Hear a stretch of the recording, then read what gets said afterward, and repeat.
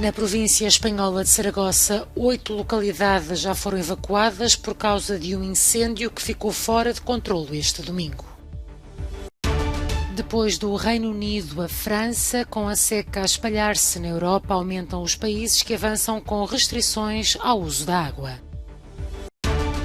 Agricultores ucranianos tentam salvar colheitas deste ano, apesar dos constantes bombardeamentos russos. Um ano depois de os talibãs retomarem o poder no Afeganistão, pobreza, insegurança e restrições dos direitos das mulheres marcam o cotidiano no país.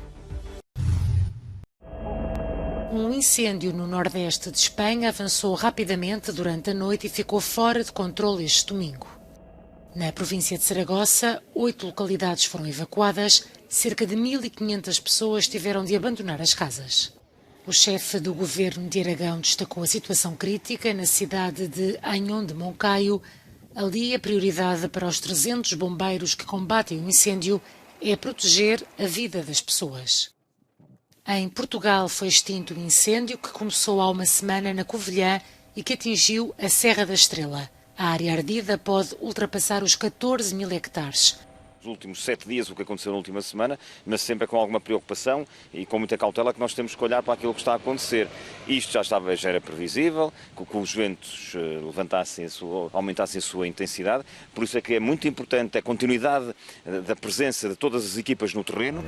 Em França, a propagação do incêndio incontrolável na região de Gironda foi interrompida, mas houve reincendimentos no fogo de Aveyron, também no sudoeste do país. As autoridades francesas testam uma unidade para localizar incendiários.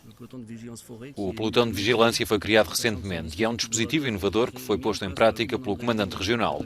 Esta é a sua primeira missão de contexto real, em resposta às necessidades operacionais.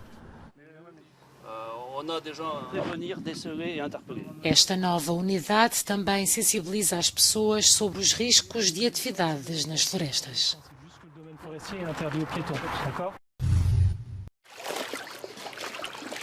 No auge do verão e com as temperaturas a bater recordes, os franceses enfrentam restrições ao uso da água.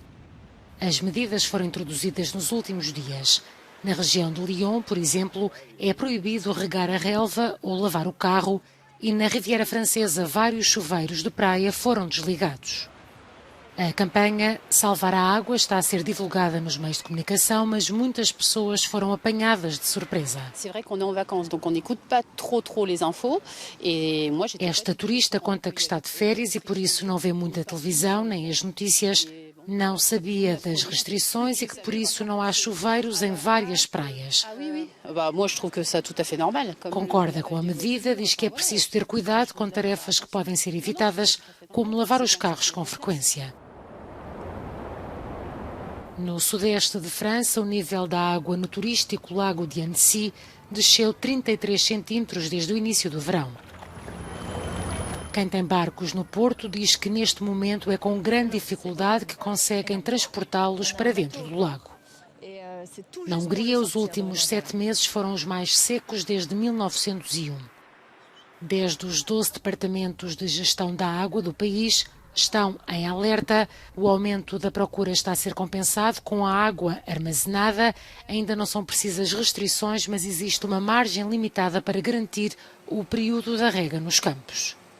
Em Inglaterra, a seca já foi declarada em várias partes do país. A situação é preocupante para os agricultores que estão em época de colheitas e que quase não têm erva verde para alimentar o gado. Temos água suficiente neste país. No oeste e no inverno, precisamos de investimento em infraestruturas para a ter no lugar certo, na altura certa, para que haja água suficiente para as pessoas, culturas e para o ambiente. Esta não será a última seca. O governo precisa de lidar com esta questão. Os especialistas foram surpreendidos pela velocidade a que as temperaturas subiram no Reino Unido nos últimos anos e pela dimensão da área afetada pelo calor. Uma máquina agrícola destruída por um míssil no meio de um campo de trigo. No Donbás, no leste da Ucrânia, uma nova corrida contra o tempo acaba de começar para os agricultores salvar a colheita antes que esteja definitivamente perdida, mesmo que as forças russas estejam a cerca de 10 km de distância. Eduardo é agricultor e lembra que há muito poucas pessoas a querer ir trabalhar para os campos porque não querem arriscar a vida. Nesta região, conhecida pelos solos negros muito férteis, a agricultura continua a ser o único meio de subsistência.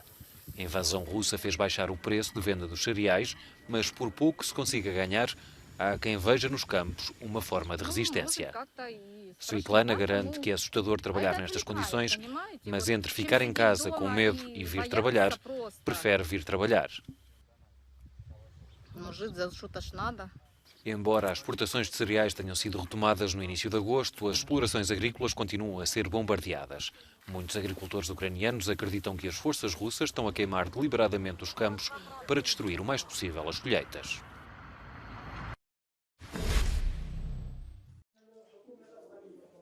Um ano após a tomada do poder pelos talibãs, o Afeganistão está em colapso económico, com cerca de 20 milhões de pessoas em insegurança alimentar. A retirada da ajuda internacional e o congelamento dos bens do país provocou uma queda económica drástica que afetou principalmente os afegãos comuns. O diretor do Conselho Norueguês para os Refugiados diz: Passou um ano desde a tomada de poder pelos talibãs e estamos a assistir a níveis incrivelmente elevados de pobreza no país. Estamos a ver pessoas com os seus salários reduzidos, com os seus rendimentos reduzidos, assumindo maiores dívidas, utilizando estratégias para lidar com a situação, que inclui o casamento precoce de raparigas ou o trabalho infantil.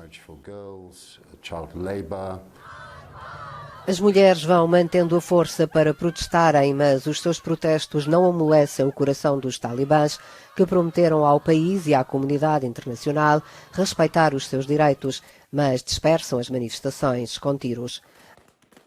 A ativista Azita Nasran diz que, mesmo no passado, existiam restrições e violência contra as mulheres afegãs, mas as mulheres tinham esperança porque havia escolas.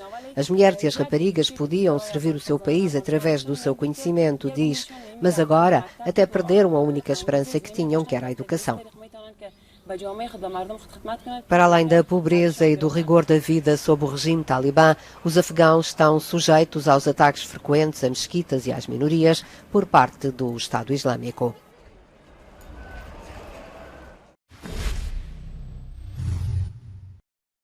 Angola entra na reta final da campanha eleitoral para as eleições gerais do dia 24. O presidente cessante, João Lourenço do MPLA, partido que está no poder há 47 anos, pretende renovar o seu primeiro mandato. O principal opositor é Adalberto da Costa Júnior, cabeça de lista da UNITA. 8 listas concorrem ao escrutínio. Os eleitores da capital aguardam tranquilamente o dia do sufrágio. Estes 8 candidatos é que cada um vem com a sua proposta.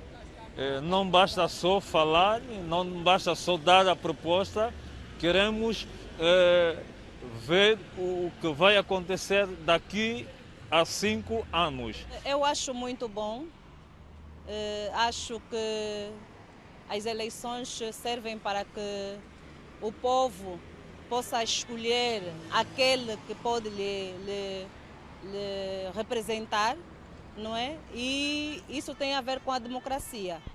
Vimos que novos candidatos surgiram, que noutrora não existiam. E com a entrada de novos candidatos, isso vai permitir também novas políticas. Vamos olhar para um país antigo, não é? Uma Angola antiga ou atual, e vamos ver aonde queremos, na verdade, ir. Porque isso aqui é o que nos importa, aonde é que estamos a caminhar. E o caminho que todos desejam é o que conduz a uma vida melhor. Esse é o desejo de todos os angolanos com que nos cruzamos aqui em Luanda, independentemente dos protagonistas. João Bezerra Monteiro, Euronews, Luanda.